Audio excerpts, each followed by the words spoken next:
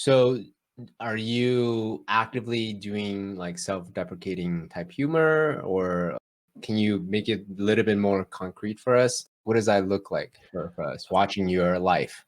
Yeah, sometimes I'll just laugh at the absurdity of it all, like the absurdity of the human experience. Sometimes I'll just look at this body with these chicken legs that I have that are deformed, and 21 years of hanging out and doing nothing makes a lower body look pretty bizarre. And I'll just laugh at the absurdity of it all. I'll laugh at the absurdity of the human experience. I'll laugh just to laugh because By I mean, yourself, with others? I myself with others, whomever wants to laugh with me, I invite anyone and everyone to laugh with me about the absurdity of the human condition, because really ultimately it's pretty damn absurd.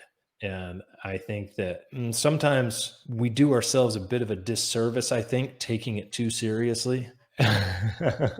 This guy. That guy, yeah. Yeah. What happens at the end of this? Well, we die. Yes. That's the punchline to Yeah. all of this, is that we die at the end. It's like, what a great punchline. All these things that we're taking so seriously, all of these things that we worry about, most of which will never happen, ultimately just to die. It's what a funny joke the whole damn thing is. And I want to bring that awareness into the present moment and be like, hey, I'm going to die anyway.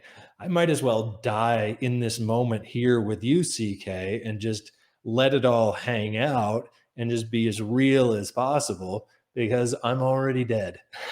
Mm, I'm already gone. Krishnamurti, one of my favorite philosophers, would talk about practicing death before dying. mm. And that was a big part of his spiritual practice, was practicing death before dying. And he would talk about how there is this illusion that people have, that that life is related to continuity, like the continuity of one's physical body, the continuity of one's bank account and one's relationships, etc. People confuse continuity with life. And then death is a discontinuous moment. It is a moment where we go from the known to the unknown. And yet it is to think of the duality of life and death in those terms of continuity versus the lack of continuity, I think, is missing the whole point of life.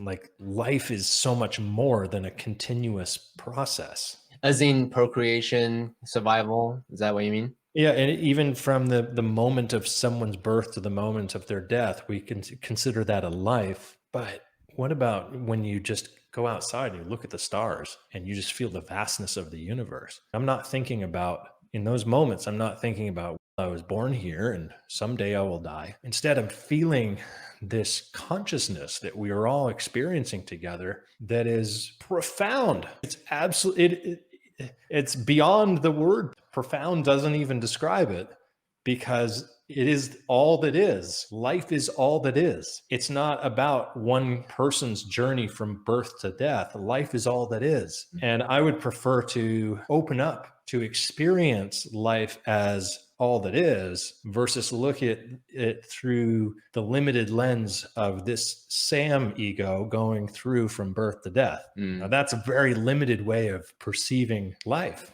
because it perceives it only through my own limited memories and experiences.